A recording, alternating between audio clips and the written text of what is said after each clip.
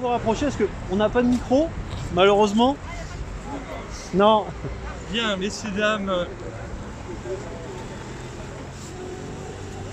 bonsoir à tous et tout particulièrement à ceux d'entre vous que je n'ai pas eu l'occasion de saluer. J'ai essayé de me promener parmi vous pour faire votre connaissance parce que du fait qu'il y ait beaucoup de nouveaux adhérents aux Patriotes, beaucoup d'entre vous d'ailleurs sont adhérents depuis une date récente, eh bien je ne vous connais en fait que tout à fait minoritairement pour l'instant. Donc je vous remercie pour votre présence nombreuse. Pour une première, c'est quand même tout à fait positif ce soir. Nous sommes rassemblés, vous le savez bien, pour dénoncer la gestion calamiteuse par le gouvernement de la crise sanitaire que nous connaissons, pour dénoncer l'impact de cette gestion, tout particulièrement sur nos libertés individuelles qui sont considérablement mises à mal. Nous sommes, à mon sens, aujourd'hui dans une situation qui est intermédiaire entre la démocratie qui risque bientôt de n'être plus qu'un lointain souvenir et une forme de dictature insidieuse. Nous sommes ici également pour soutenir tous ces professionnels, toutes ces personnes qui sont si durement impactées par cette gestion de la crise. Les petits commerces ont eu droit à réouvrir aujourd'hui, mais les cafetiers, les restaurateurs restent fermés. J'en reparlerai tout à l'heure. À quoi va ressembler notre France à l'issue de cette période, lorsque nous n'aurons plus particulièrement nos cafés de proximité, nos restaurants. Mais je voudrais, avant de reprendre la parole et éventuellement de la céder à ceux d'entre vous qui le souhaiteraient, passer la parole à notre ami qui est à côté de moi, qui peut vous parler de la réalité de cette crise sanitaire de l'intérieur, de par sa profession, puisque monsieur est infirmier et a des choses extrêmement intéressantes à nous dire, voire à nous apprendre. Bonsoir à tous, bonsoir. Je m'appelle Alexis, je suis infirmier intérimaire. Donc je travaille dans différents établissements, soit des cliniques, soit des EHPAD ou d'autres établissements sur Nantes. Et je connais aussi évidemment beaucoup de gens qui travaillent dans la santé, que ce soit en Loire-Atlantique, en région parisienne ou dans l'Est. Et donc, en fait, ce que j'ai constaté depuis le départ, c'est que en fait, le discours dominant est totalement opposé à la réalité. Tout ce qui a été dit du matin au soir, 24-24, c'est entièrement faux. Déjà par rapport à ce qui se passe en Loire-Atlantique, en mars-avril, il semblerait que les services de santé étaient en saturation. Or, c'est une période où jamais les infirmiers et les médecins ils ont auto-joué aux cartes. Ils n'avaient strictement rien à faire. Rien à faire parce que toutes les interventions programmées, les interventions chirurgicales, par exemple au CHU à côté, 90% des interventions c'est du programmé. Tout a été annulé. Donc, ce qui fait que la grand-mère qui peut se faire opérer d'une prothèse de hanche, d'une cataracte ou de n'importe quoi, elle n'a pas été opérée. Ce qui veut dire que tous les gens derrière n'avaient plus de patients. Et quand on a 9 patients sur 10 en moins, il n'y a plus rien à faire. Et donc les services de santé n'étaient pas du tout saturés parce qu'il n'y avait plus de patients. Et le problème c'est que non seulement les interventions étaient annulées, mais aussi les consultations. Les consultations cardiologiques, pour les insuffisants rénaux, etc. Donc ce qui fait que ces gens n'ont pas eu un suivi, n'ont pas été soignés, avec les conséquences. Ce qui fait qu'il y a des gens qui auraient dû être opérés au mois de mars, qui ont finalement été opérés qu'au mois de septembre, qu'au mois d'octobre, et pendant ce temps-là, la maladie elle progresse. Donc voilà, ça c'est l'impact sur la santé des gens. Est-ce que vous notez par exemple tous ces dépassements de choses, par exemple combien il y a de patients qu'on n'aura pas suivis, qu'on devait suivre, etc. Est-ce qu'il y en a qui prennent des notes? Alors, j'ai pas de statistiques, mais quand un cabinet de cardiologie de ville qui reçoit 30 patients par jour n'en reçoit plus aucun, on fait le compte. Hein. Voilà, 30 mais fois. Dire pour les procès plus tard et tout, etc. Est-ce qu'il y a des pièces? Est-ce que vous prenez des notes? Non, moi je peux pas prendre. Non. Moi je fais pas de statistiques, je constate que voilà, les maladies normales hors Covid n'ont pas été suivies parce que tout a été fermé. Voilà. Puis en ce qui concerne le Covid et sa soi-disant dangerosité, voilà, moi en ce moment je travaille dans un EHPAD, hein, donc il y a 80 résidents. En mars-avril, il n'y a pas eu de cas positifs. Là, il y a eu 20 cas positifs chez des gens donc, de 85 ans jusqu'à 103 ans. 103 ans. Ma grand-mère de 103 ans, elle n'est même pas décédée, quoi. Il y en a qu'une qui est décédée sur 20 à 97 ans. Bon, bah, quoi de plus normal que de mourir à 97 ans? Elle est où l'anomalie, quoi? Alors, c'est quoi? C'est où le lieu? Dans l'endroit? Ah, ça, je peux pas dire. D'accord. C'est en Loire-Atlantique. Et la grippe, il n'y a plus de grippe cette année. La grippe Et normale, il n'y en la a pas. grippe n'existe plus. Il n'y a pas de grippe cette année.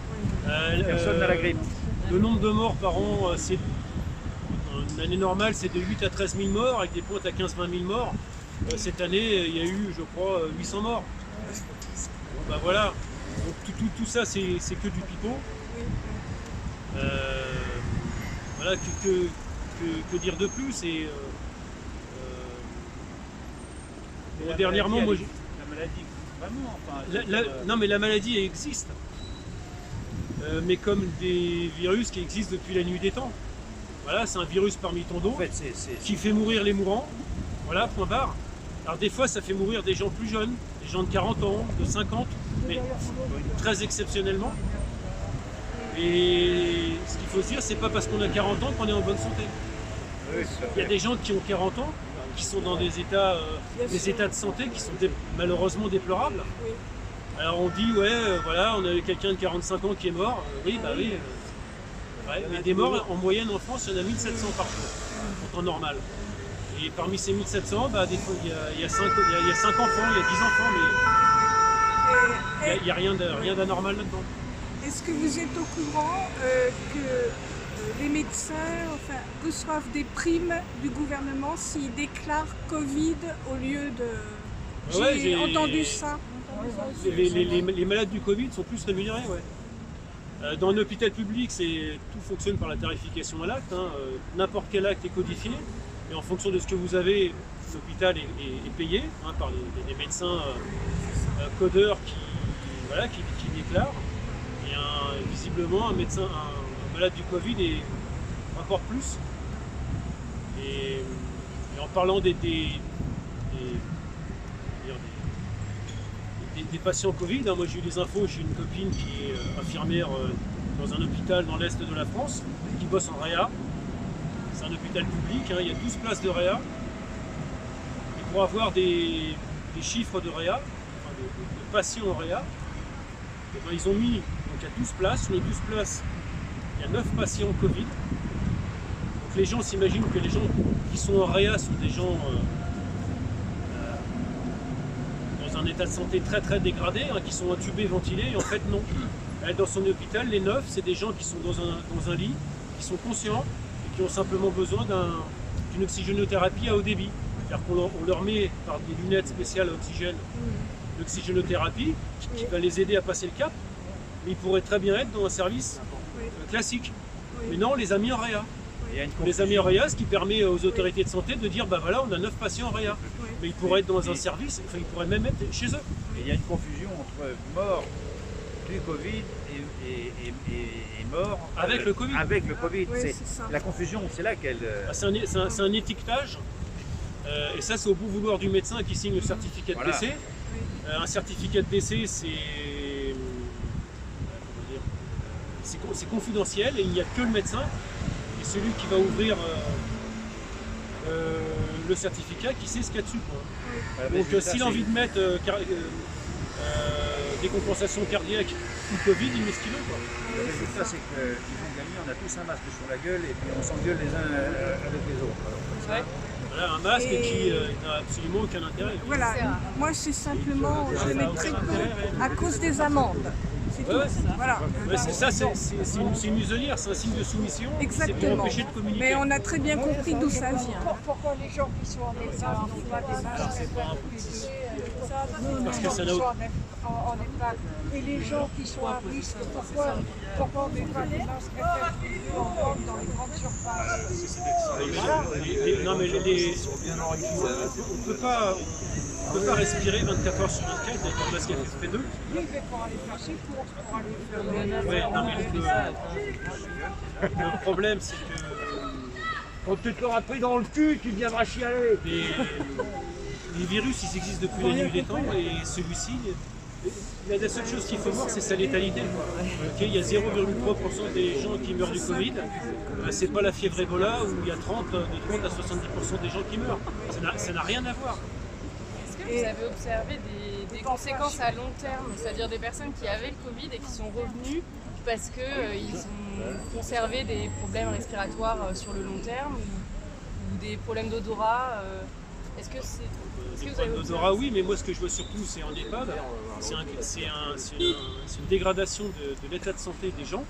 C'est-à-dire qu'à partir du moment où on laisse quelqu'un de 90 ans dans sa chambre sans pouvoir circuler dans les couloirs, aller aux animations et voir ses petits copains, il reste dans sa piole, donc il ne marche plus, il perd du muscle.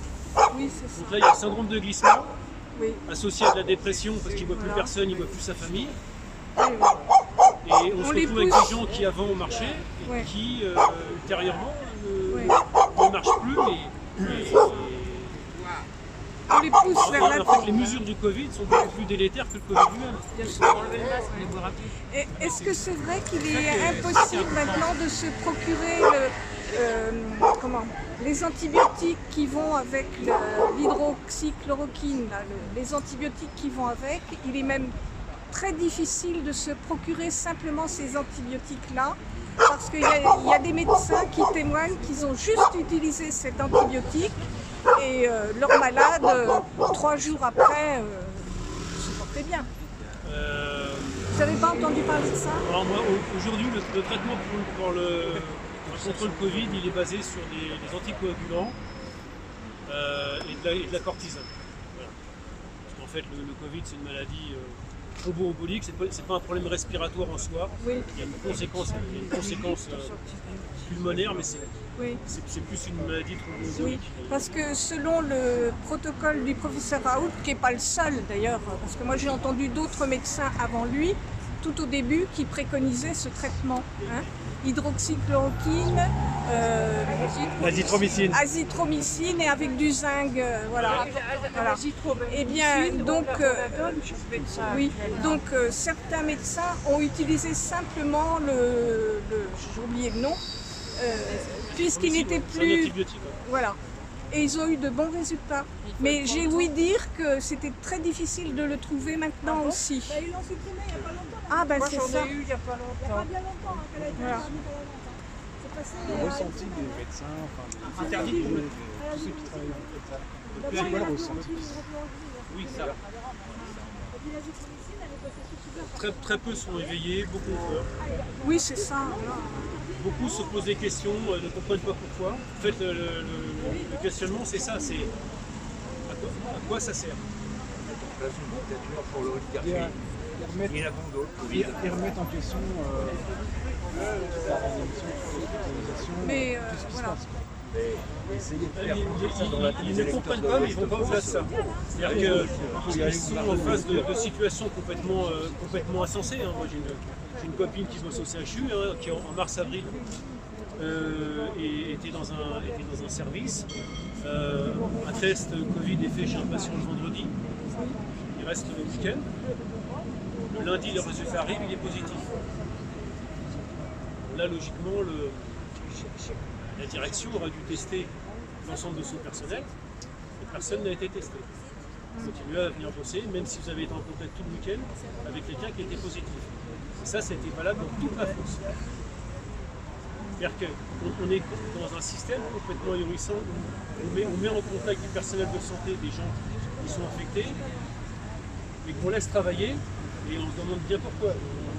Évidemment, c'est pour que les gens, les personnels de santé qui ont été infectés refilent à leur tour Bien sûr.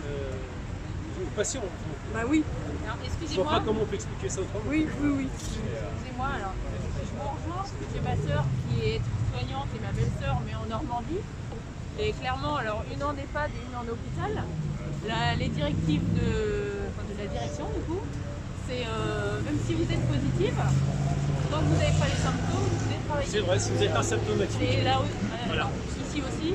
Voilà. Et le truc complètement débile, c'est-à-dire qu'on vous teste le lundi, vous êtes positif, mais asymptomatique, vous continuez à aller bosser. Voilà, c'est ça. Alors à quoi ça sert de faire un test si déjà là-bas vous êtes asymptomatique? À part dépenser 75 € la collectivité, c'est augmenter les chiffres, c'est le coût du test et augmenter le nombre de cas positifs. Voilà, c'est Et ça. ensuite ils refont un test une semaine plus tard pour voir si vous êtes toujours positif. Ouais. Et comme le test il est tellement, déjà il est à moitié frauduleux et il est tellement sensible, le test peut détecter une infection qui date d'il y a Oui, c'est ce qui est. un mois et demi. Oui, oui. Ce qui veut dire que vous pouvez faire des tests pendant 6 semaines, vous serez toujours positif. Oui, Quel joueur de foot a fait 9 tests Vous avez été testé 9 fois. Ouais, c'est Ronaldo. 9 semaines d'affilée. Voilà, 2 personnes au lieu d'une. Donc il n'y a aucune cohérence, mais Comment ça se fait qu'on a une seule enfin, on a cette information qu'on se dit c'est super grave, ça monte, tout le monde dit la même chose. Exprès ouais, voilà.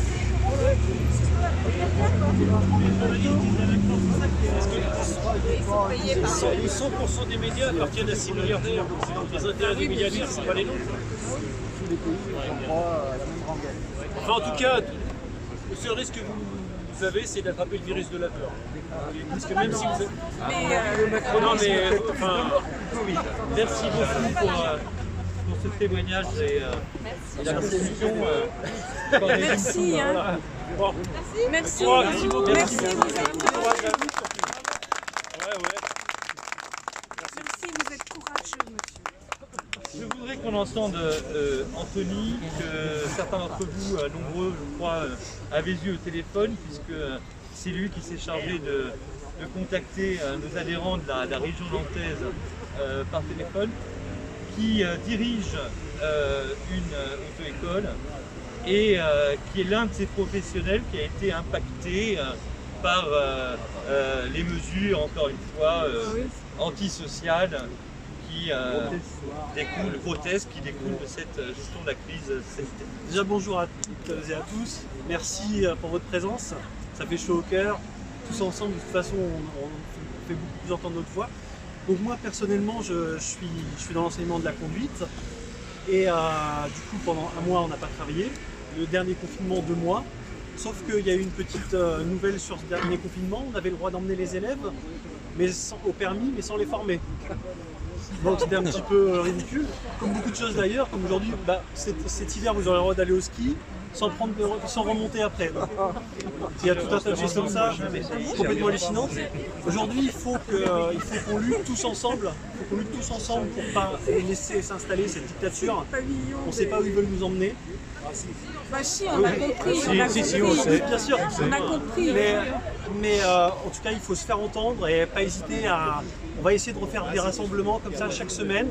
Et chaque semaine, on espère d'être plus nombreux. Donc en tout cas, merci encore, merci à vous tous. Merci. Merci. Si rien ne se passe, on changera de lecteur. Je vais reprendre la parole à moins que quelqu'un souhaite la prendre. Hein. Les tours de parole sont complètement libres et ouverts. Bon, je voudrais tout de même simplement, puis en écho à ce qui a été si bien expliqué, en plus avec une vision de l'intérieur de ce qui se passe, je voudrais faire une sorte de bilan si vous voulez. D'abord, l'évidence est que aux Patriotes, nous sommes bien les seuls à couvrir cette situation que nous connaissons, les restrictions en termes de liberté qui en découlent, les aberrations. Je crois que vous êtes un certain nombre à voir très régulièrement les vidéos YouTube de Florian Philippot qui brillent ces vidéos par leur rationalité, la rationalité des analyses qui y sont proposées, par la rigueur de ce qui est dit et surtout qui sont animés par ce qui anime Florian, le premier des patriotes, mais nous tous qui le suivons, à savoir un véritable amour de la France. Nous sommes un peuple qui refuse, bien sûr, de se soumettre, qui n'accepte pas d'appliquer son sens critique face à des injonctions contradictoires et absurdes, celles qui nous soumettent depuis déjà plusieurs mois.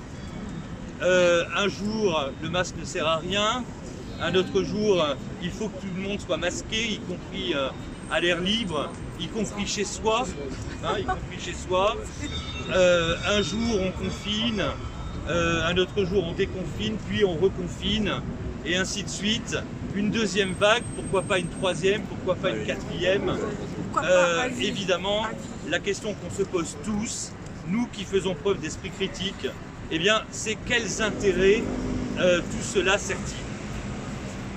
Je crois que c'est l'oligarchie, j'ai entendu le mot, vous l'avez prononcé tout à l'heure, c'est évidemment l'oligarchie que tout cela sert.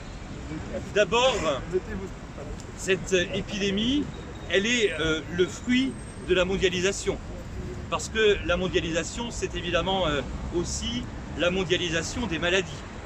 Cette épidémie qui est partie, nous dit-on, de Chine, eh bien, elle s'est répandue à travers le monde entier, du fait que la mondialisation s'accompagne de cette idéologie qui la nourrit et la justifie, qu'on appelle le mondialisme, et qu'au titre du mondialisme, on a refusé de prendre les mesures de bon sens qui s'imposaient dès le début de l'épidémie, qui aurait consisté en une fermeture des frontières, en un contrôle strict des personnes entrant sur notre territoire, en un contrôle strict des aéroports. Tout ceci n'a évidemment pas été fait parce que tout ceci est contraire à l'idéologie de l'oligarchie, au mondialisme qui, je le répète, nourrit la mondialisation. Mais le plus fort dans tout ça, c'est que si la cause de cette situation sanitaire que nous connaissons, c'est donc la mondialisation, eh bien c'est la mondialisation qui est la grande gagnante de la pandémie. La mondialisation qui est la grande gagnante de la pandémie parce que d'abord, nous l'avons dit, Anthony aurait pu en parler plus longuement, ce sont les petits entrepreneurs, ce sont nos petits commerces, ce sont, pensons vraiment à eux, je ne sais pas s'ils s'en trouvent parmi vous, qui exercent ces belles professions, ce sont les cafés, ce sont les restaurants, c'est tout cela qui évidemment se trouve sacrifié sur l'autel d'une gestion calamiteuse et au profit de quoi? Au profit des grandes plateformes du e-commerce. Amazon, dans cette période de Noël, va sans doute connaître des profits inégalés. Cela sert donc évidemment la mondialisation. Par ailleurs, on le sait bien, on nous dit finalement, soumettez-vous, acceptez cette restriction des libertés dans l'attente de ce nouveau messie que serait un vaccin. On sait bien qu'il y a les intérêts pharmaceutiques de l'industrie du médicament, Big Pharma, qui évidemment attend là l'occasion de faire des profits absolument considérables. Donc c'est bien l'économie mondialisée qui tire le plus grand profit de cette épidémie mondiale. Par ailleurs, bien sûr, et il ne faut pas s'en étonner, eh bien, l'Union européenne est évidemment tout à fait dans cette logique. Elle porte effectivement cette logique. Ursula von der Leyen a dit, la présidente de la Commission européenne, aux Européens, soumettez-vous dans l'attente d'un vaccin. Soumettez-vous dans l'attente d'un vaccin. Eh bien, nous, encore une fois, qui sommes patriotes, qui exerçons notre sens critique, qui n'entendons pas accepter cette mise à mal de nos libertés, nous ne consentons pas à cette situation et à cet état de fait. Nous sommes ici pour opposer un autre modèle à celui que porte l'Union européenne et l'oligarchie étrangère cosmopolite. Nous sommes pour sauvegarder d'abord l'art de vivre à la française. Moi, je pense à une chose, j'y reviens, je reparle des cafés, j'ai cette nostalgie, vous voyez déjà, du bruit des percolateurs, de l'odeur des cafés, de nos cafés de proximité, le matin avec les croissants au beurre, eh bien ces cafés sont en train de fermer. Beaucoup ne survivront pas à la crise. Nous sommes là pour opposer donc au modèle mondialiste, eh bien, le modèle qui est celui de l'art de vivre à la française. Nous voulons nous battre pour conserver cet art de vivre. Nous nous battons également évidemment pour conserver nos libertés fondamentales, parce que la crise passera peut-être un jour après donc une deuxième, troisième, quatrième vague, mais je ne suis pas sûr du tout que si nous restons immobiles, si nous ne faisons rien, si nous ne disons rien, nous récupérions l'ensemble des libertés que nous avions auparavant. Donc bien sûr, nous nous battons pour la récupération de ces libertés. Et puis, enfin, nous sommes bien sûr pour que les politiques publiques aillent systématiquement dans le sens de l'intérêt général des Français, contre les apprentis dictateurs. On se demande si Macron ne mérite pas cette qualification, contre les GAFAM, contre l'industrie pharmaceutique et ses profits colossaux. Nous sommes contre aussi les ayatollahs des pseudosciences, parce qu'il y aurait beaucoup à dire. Je ne suis pas scientifique, mais beaucoup de scientifiques aujourd'hui nous expliquent que le confinement ne sert rigoureusement à rien, parce que ça revient effectivement à enfermer ensemble des gens qui sont malades avec des gens qui sont sains, et donc que le confinement est en fait un vecteur de la maladie. Bref, nous nous opposons à tout cela, et bien sûr nous le faisons au titre de notre souci du bien-être social des Français, dont nous sommes, du peuple français, et de notre amour pour la France.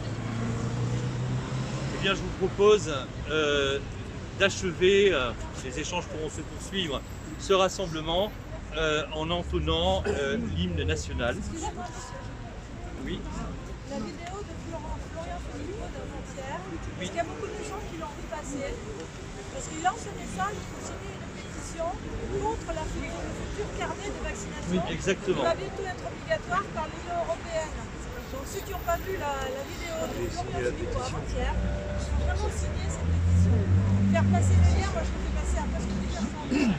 C'est très important parce qu'on va ajouter le carnet de vaccination obligatoire. On pourra plus aller au resto, au ciné, prendre l'avion. Il y a déjà des compagnies aériennes qui ont commencé à fabriquer ces fameux passeports de vaccination pour les gens. Oui. Effectivement.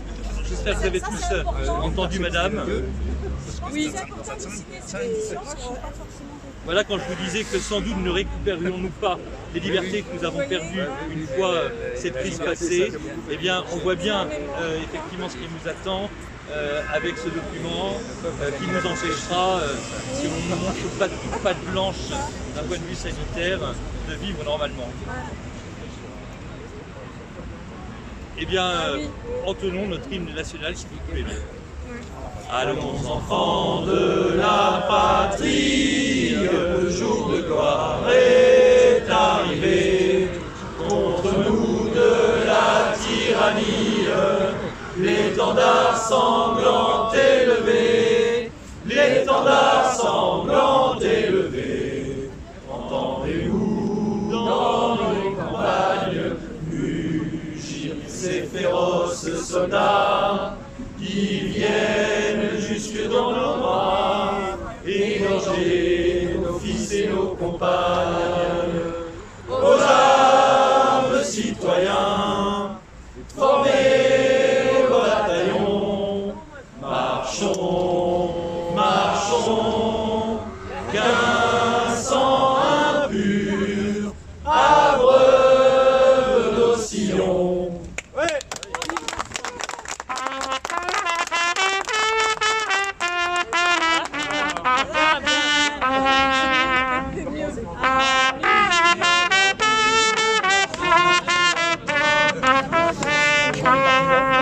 Message.